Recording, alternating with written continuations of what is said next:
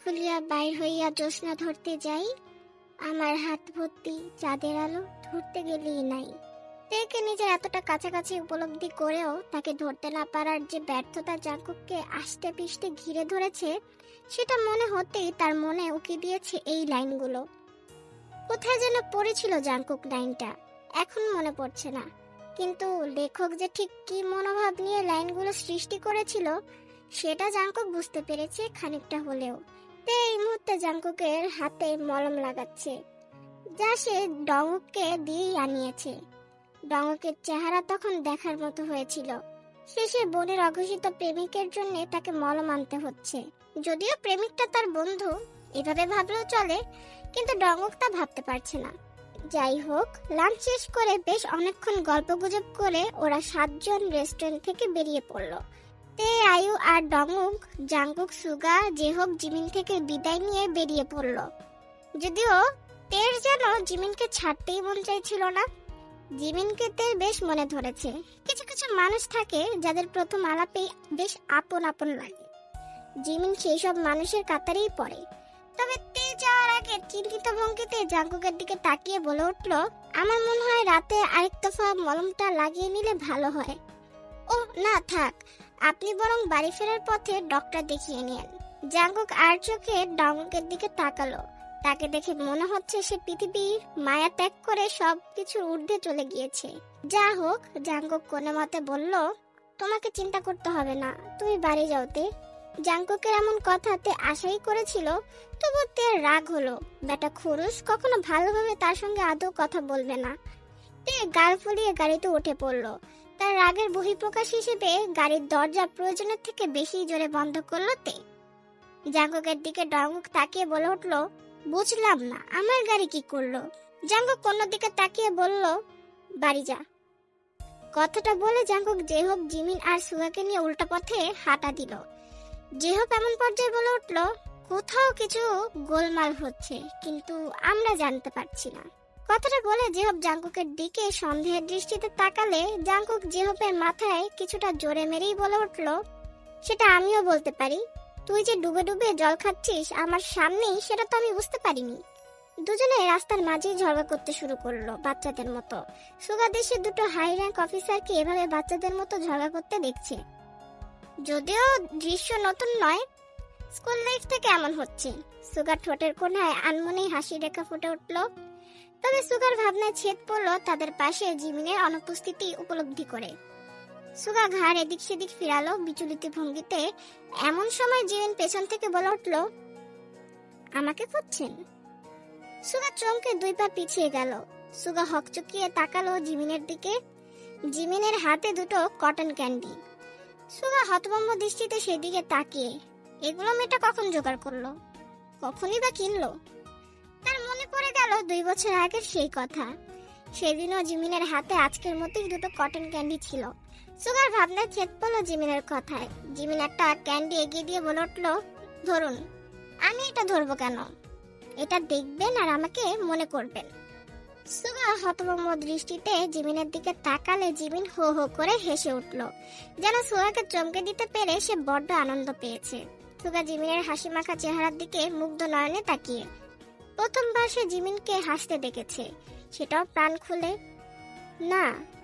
দ্বিতীয়বার হাসি থামিয়ে জিমিন বলে উঠল, আপনি দেখছি খুব অবাক হয়েছেন। অবশ্যই এটা আপনাকে খেতে দিয়েছি, দেখতে দেইনি। আপনি তো বাকি জীবন অন্য কিছু দেখবেন। জিমিন শেষের কথাগুলো কিছুটা ধীরে বললে সুগা বুঝতে পারে না তার কথার মানে। তাই সে বলে উঠল, কি বললে বুঝতে পারলাম না। বুঝতে হবে না, আপনি ছোট মানুষ, ছোট মানুষের মতো থাকুন। এত কিছু আপনাকে বুঝতে হবে না মিস্টার। সুগা হা করে তাকিয়ে থাকলো জিমিনের দিকে। সে ছোট মানুষ? এই কথাও এই মেয়ের কাছ থেকে তার শোনার বাকি ছিল। তবে জিমিনের এমন বাচালতার সঙ্গে সুগা পরিচিত, তাই সে নিজেকে সামনে বলে উঠল, আমি মিষ্টি জিনিস খাই না জিমিন, তুমি খাও। না খেলে তো অপশন আছে, ধরুন তো। এটা তখন ভাইয়ার হাত থেকে আমাকে বাঁচানোর জন্য ধন্যবাদ স্বরূপ দিয়েছি ভেবে নিন। নো থ্যাঙ্কস, হাত দিয়ে ফিরিয়ে দিয়ে বলল কথাটা সুগা। কথাটা বলে সুগা চলে যাওয়ার জন্য পা বাড়ালেও জিমিন আগের ভঙ্গিতেই সুগার শার্টের হাতা ধরে টেনে ধরল। সুগা নিজের চেহারায় কিছুটা বিরক্তি ভাব আনার চেষ্টা করে বলল, কি করছো? আপনি যা করার করছেন মিস্টার মাফিয়া, এটা নিলেই তো হয়। জিমিনের কথায় সুগা চমকে উঠল। তার চেহারা ফ্যাকাশে বর্ণ ধারণ করলো। এই নামটা তার চেনা। জিমিন 2 বছর আগে তাকে এই নামেই ডাকতো।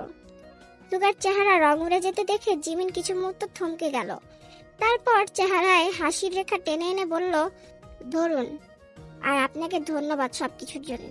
কথাটা বলে জিমিন সুগার দিকে এক অদ্ভুত অন্য দৃষ্টিতে তাকালে সুগার মনে হলো তার মাথা ঘুরে উঠবে। ঠিক এমন সময় জিমিন আবারও অট্টহাসিতে মেতে উঠে বলে উঠল, না হলে আজকে ভাইয়া আমাকে জাহান্নামে পাঠিয়ে দিত। কথাটা বলে সুগার হাতে এক প্রকার জোর করে জিমিন ক্যান্ডিটা ধরিয়ে দিয়ে চলে যাওয়ার পথে পা বাড়ালে সুগা কোনো মতে বলল, তুমি একটু আগে কি বললে আমাকে? কি বললাম? মিস্টার মাফিয়া বা ওই টাইপের কিছু। ও, ওটা? হ্যাঁ, আপনাকে তাদের মতনই লাগে। আচ্ছা, মাঝে মধ্যে তো হাসতেও পারেন। হাসলে আপনাকে খুব বেশি বাজে লাগে না। কথাটা বলে জিমিন যে হোক আর জাংকুকের দিকে চলে গেল। ওদের ঝড়কার সমাপ্তি ঘটেছে বোধহয় অনেকক্ষণ। জাংকুক তাদের দিকেই তাকিয়েছিল। এটা বুঝতে পেরে সুগা অনেকটা অপ্রস্তুত বোধ করলো। সে এগিয়ে গেল ওদের দিকে। জাংকুক এক নজর সুগার হাতের দিকে তাকিয়ে চোখ ফেরালো তার হাত ঘড়ির দিকে। দুপুর গড়িয়ে বিকেলও শেষ হতে চলল। জাংকুক বলে উঠল, এই বেয়াদব মেয়েকে বাড়ি পৌঁছে আমার কাজ আছে। ওকে বাই তাহলে, সাবধানে ড্রাইভ করিস। তুই কিভাবে যাবি? বলল জাংকুক। আমার ড্রাইভার গাড়ি নিয়ে আসছে, সমস্যা নেই, তোরা যা। জাংকুক আর কিছু বলল না। তারা তিনজন চলে গেল। সুগা ওদের গাড়ি যতদূর দেখা গেল তাকিয়ে থাকলো। জিমিনের কথাগুলো এক মুহূর্তের জন্য তাকে সত্যিই ভয় পাইয়ে দিয়েছিল। সে এখনই ধরা পড়তে চায় না। থাক না এভাবে কিছুদিন। এভাবে আরো কিছুদিন চললে কি খুব বেশি ক্ষতি হবে? নিশ্চয়ই হবে না। প্রকৃতি সুগার এই সামান্য চারটুকু কি পূরণ করবে না? যদি তেমনটা হতো আর এই খবর যদি ভুলক্রমে ইউনজিনের কানে যেত, তাহলে জিমিনকে এইসব থেকে দূরে রাখা তার পক্ষে একেবারেই সম্ভব হতো না। আর বেয়াদব মেয়ে সবসময় বিপদ ঘাড়ে করে নিয়ে ঘোরে। জিমিনের ওপর রাগ হলো সুগার। 2 বছর আগে সেই দিন যদি নিজের অজান্তেই ইউনজিন আর তার কথা ওই মেয়ে না শুনতো, তাহলে আজ তাকে এই পরিস্থিতিতে থাকতে হতো না। মেয়েদের এত চঞ্চল হতে নেই। চঞ্চল নারী যে পুরুষের হৃদয়ে ঝড় তোলে, তার বোকা বোকা কাজে ঠিক যেমন সুগার মনে ঝড় তুলে জিমিন চলে গেল। সুগা জিমিনের দেওয়া কটন ক্যান্ডির দিকে তাকিয়ে থাকলো কিছুক্ষণ। তার মনে অজস্র অনুভূতির ঝড় উঠেছে। এই অনুভূতিগুলো একেবারেই নতুন নয়। 2 বছর আগে এই অনুভূতির ঝড়ে ভেসে গিয়েছে সুগা।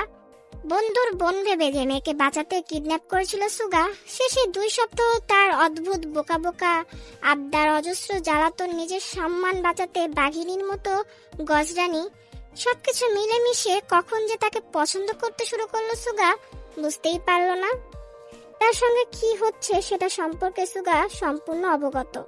কিন্তু সুগা যে পথে আছে সেখানে জিমিনকে সুগা দূর থেকেই দেখতে পারে। 2 বছর ধরে সুগা সেটাই করছে। ভবিষ্যতে যতদিন সুগা থাকবে সেটাই করবে। যদিও সুগা জানে না তার হাতে সময় আর কতটুকু বাকি আছে। তার পরিণতি কি হবে সুগা আন্দাজ করতে পারে।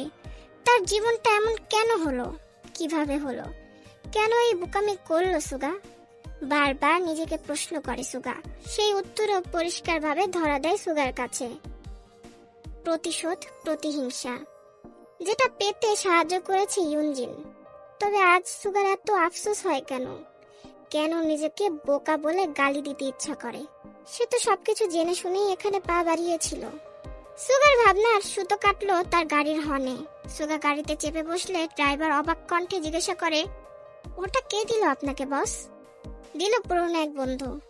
আপনাকে বিগ বস আউট হাউসে যেতে বলেছেন বস। সুগা হতাশ ভঙ্গিতে তাকালো ড্রাইভারের দিকে। এরা তার জন্য কাজ করে, কিন্তু কেউই তার লোক নয়। প্রতিটা মুহূর্ত এদের সঙ্গে থাকলে সুগার দম বন্ধ লাগে। সুগা কিছুটা ডোন্ট কেয়ার ভাব নিয়ে বলল, সোজা বাড়ি চলো। কথাটা বলে সিটে অলস ভঙ্গিতে হেলান দিল সুগা। তার হাতে জিমিনের দেওয়া ক্যান্ডি। সুগা প্যাকেটটা খুলে সেটা একটু মুখে দিল। জিমিনকে বাড়ির সামনে পৌঁছে দিয়ে জাংকুক চলে যাওয়ার জন্য পা বাড়ালো। জিমিন তার ভাইকে ভেতরে আসতে বলতে গিয়েও পারল না, কারণ নামজুন দোতলার বারান্দায় দাঁড়িয়ে। জিমিন উদাস ভঙ্গিতে তাকালো ভাইয়ের চলে যাওয়ার পথে। জাংকুক চলে যাওয়ার আগে জিমিনের মাথায় হাত বুলিয়ে নরম গলায় বলল, এই কলেজে ভর্তি না হলে হয় না।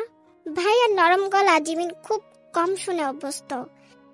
জিমিন চমকে জাংকুকের দিকে তাকিয়ে অসহায় ভঙ্গিতে বলল, আমি সারা জীবন এই কলেজে ভর্তি হওয়ার স্বপ্ন দেখেছি। শুনেছি মা আর তুইও এখানেই পড়াশোনা করেছিস, তাই আমিও চাই ভাইয়া। কিন্তু তুই যেহেতু চাইছিস না, তাহলে আমি ভর্তি হব না। জাংকুক কিছু বলল না। জিমিন জেদ করছে না, কিন্তু তার চেহারা দেখে জাংকুকের খারাপ লাগলো। জিমিন বড্ড আদরের তার। ছোটবেলা থেকে জিমিনের সমস্ত আবদার তার কাছেই। বলা বাহুল্য, বোনের কষ্ট জাংকুক দেখতে পারে না। জিমিনের জন্য জাংকুক পারলে আকাশের চাঁদ এনে দেয়। জাংকুক হতাশ হলো নিজের কাজে। কেমন ভাই হলো তাহলে সে? বোনের সামান্য ইচ্ছে পূরণ করতে পারবে না সে? এই বোনের জন্য সে সবকিছুই করতে পারে। মানুষ খুন করতেও তার হাত কাঁপবে না। জাংকুক ম্লান হেসে বলল, ঠিক আছে, তুই ওই কলেজেই ভর্তি হবি, কিন্তু কলেজের কেউ যেন না জানে আমি কে হই তোর। জিমিনের চোখ চকচক করে উঠলো আনন্দে। সে উজ্জ্বল দৃষ্টিতে জাংকুকের দিকে তাকিয়ে আহ্লাদি গলায় বলে উঠল, সত্যি?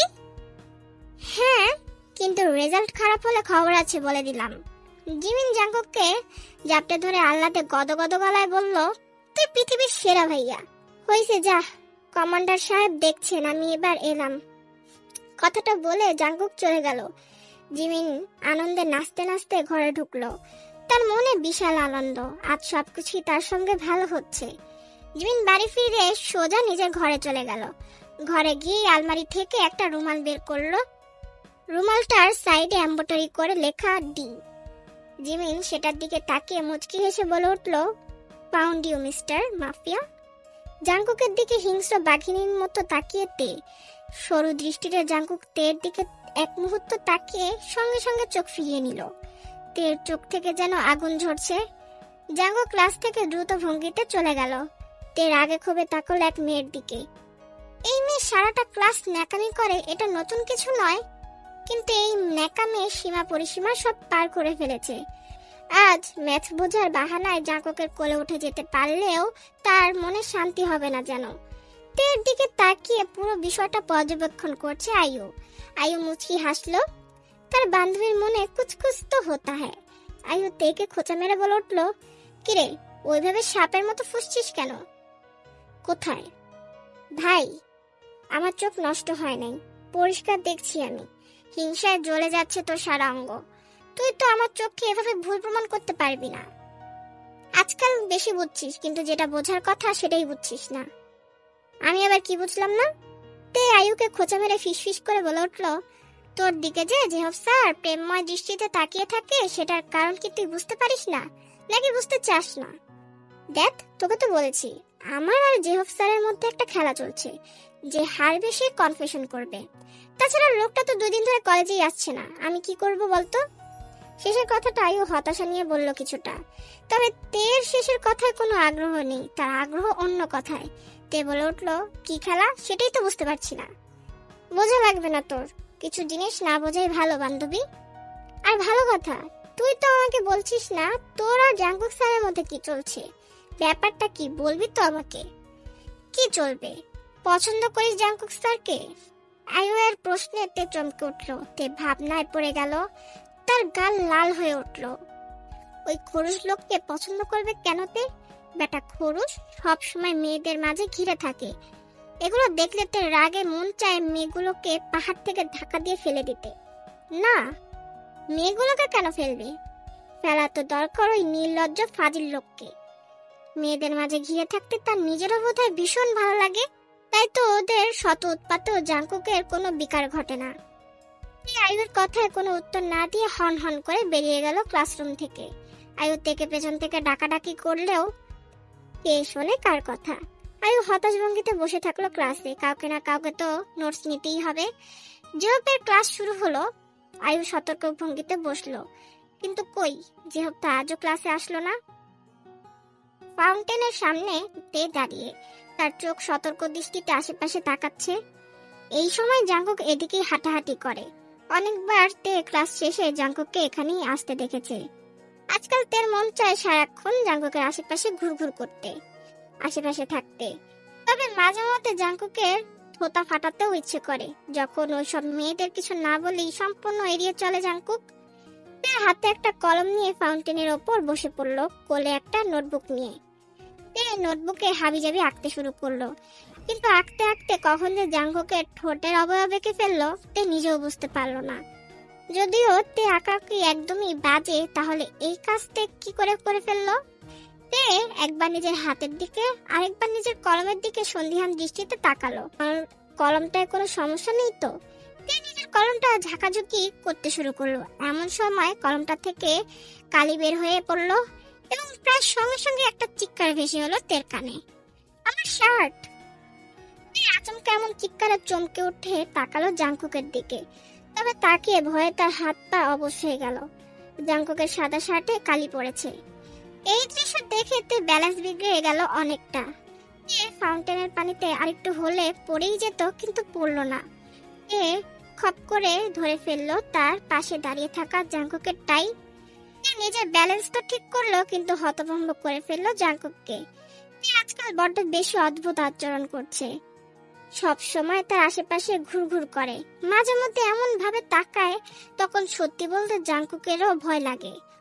হুটহাট জাংকুকের সামনে চলে এসে তাকে ভড়কে দেয়, যেন জাংকুকের অবাক চমকে ওঠার চেহারা দেখে তে আনন্দ পায়।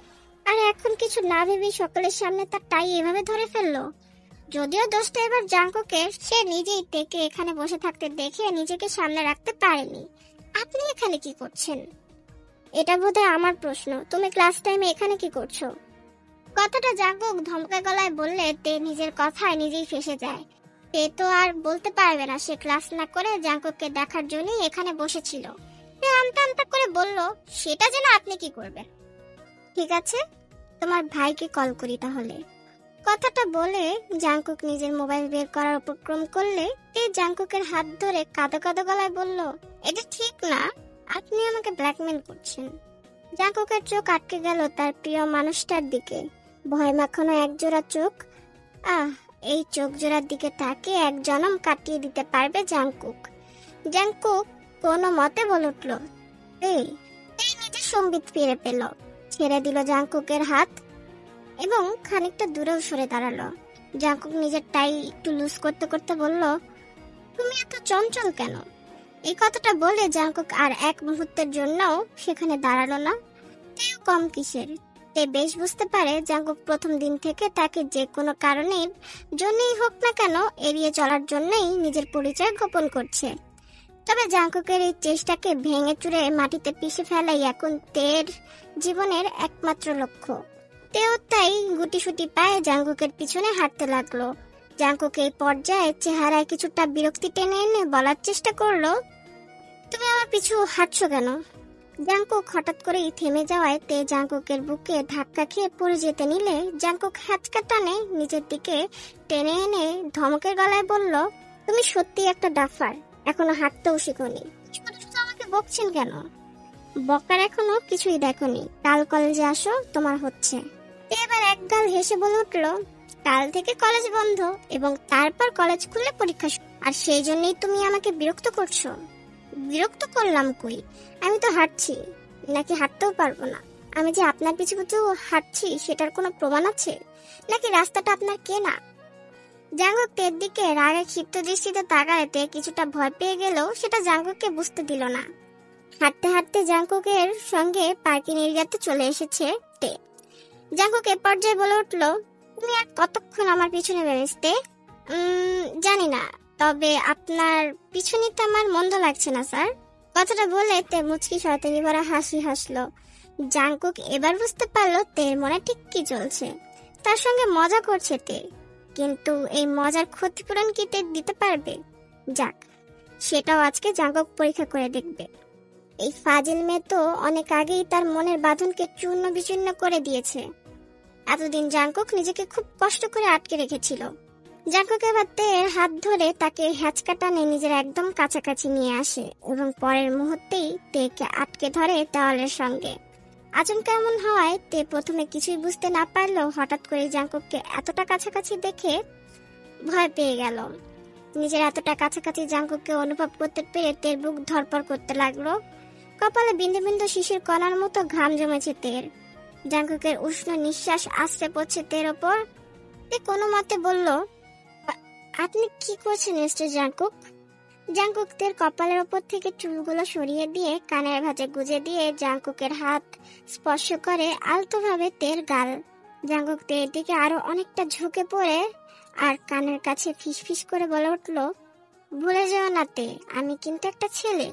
আচ্ছা, তুমি যে যখন তখন আমার পেছনে চলে আসো, আমি যদি তোমার কোনো ক্ষতি করে দিই? তে চমকে তাকালো জাঙ্কুকের দিকে, তারপর বাঁকা হেসে বলে উঠল, আর আপনি কি করবেন? তাছাড়া যে রক্ষাকর্তা হয় সে ক্ষতি করতে পারে না, সারা জীবন তার কাজ হয় শুধু রক্ষা করার। জাঙ্কুক এবার সরাসরি তের চোখের দিকে তাকায়। জাঙ্কুকের চোখে অসংখ্য অনুভূতির ফোয়ারা, অনুভূতির জোয়ারে ভেসে যাচ্ছে সে, কিন্তু তেকে স্পর্শ করার অধিকার তার নেই। তাহলে কেন এই মেয়েটা তাকে এমন লোভ দেখায়? ফাজিল মেয়ে কোথাকার। জাঙ্কুক তের কাছে থেকে দূরে সরে দাঁড়ালো, নিজেকে শক্ত করে সামলালো জাঙ্কুক। দেশের ডিফেন্স ফোর্সের একটা উচ্চ পর্যায়ের পদে জাঙ্কুক দায়িত্বরত, আর সেই জাঙ্কুক কিনা একটা পুচকি মেয়ের সামনে অসহায় বোধ করে। লোকে শুনলে হাসবে তার ওপর। নিজেকে সামনে জাঙ্কুক বলে উঠল, এত বিশ্বাস ভালো নাতে, নাটকও তো করতে পারি। নাটক করলে করুন, আমি আপনার নাটক দেখতে বারবার ফিরে আসবো। নাটক দেখতে আমার মন্দ লাগে না জিয়ন সাহেব। জাঙ্কুক সন্ধিহান দৃষ্টিতে তের দিকে তাকালে তে বলে উঠল, ওভাবে তাকাচ্ছেন কেন? তুমি কি জানো তে, তুমি যে কাজ করছো তাতে কিম পরিবারের সম্মানহানি হতে পারে, আর আপনি যা করছেন তাতে জিয়ন পরিবারের সম্মান খুব বাড়ছে। জাঙ্কুক তের কথায় ধাক্কার মতো খেলো যেন, ঝটপট তের কাছ থেকে দূরে সরে গেল। মেয়েটা যেমন অসম্ভব রূপবতী, ঠিক তেমনই কথার জালে মানুষকে আটকাতেও পারে। বাড়ি ফিরে যাও তে, আর আমার থেকে দূরে থাকো। কেন? জাঙ্কুক বিনা বাক্যে নিজের গাড়িতে চড়ে বসলো এবং পরের মুহূর্তেই গাড়ি স্টার্ট দিয়ে চলে গেল। এদিকে এতক্ষণ জাঙ্কুকের সামনে শক্ত হয়ে দাঁড়িয়ে থাকলেও জাঙ্কুকের চোখের আড়াল হতেই বুকে হাত দিয়ে সেখানেই বসে পড়ল তে।